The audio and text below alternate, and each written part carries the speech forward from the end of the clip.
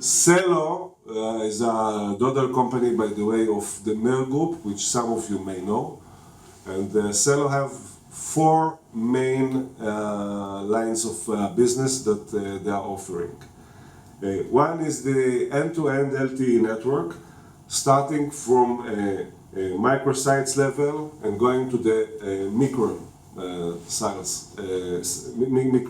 site level, meaning that if there's some operator, someone that has a license to become a mobile operator, he can start with the entry level of cello that will provide to him everything that is needed, from the base stations, the small antennas, and the backbone, the billing, and everything that a small operator needs, and they can grow with cello.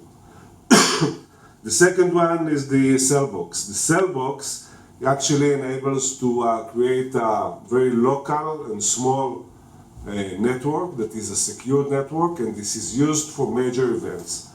As an example, if you have, for instance, any kind of mine that would like to create cellular networks for the hundreds of people that are working within a mine, that will be a private network. Or, for instance, if you have some kind of military activity that creates, the request to have a certain network for a specific time in a certain remote area, they can take the cell box, which is actually a suitcase that has everything, and they provide also the SIMs and the cell phones, and people can do create a local network.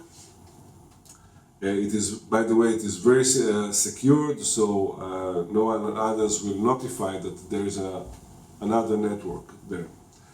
The third thing is the indoor coverage. You will hear the term DAS, which is Distributed Antenna System, which actually describes small cells or Wi-Fi antennas or cellular antennas that are used in order to cover the indoors of buildings and also underground, like parkings or all kinds of underground underground real estate, mainly, for instance, in hospital. And this is the third one.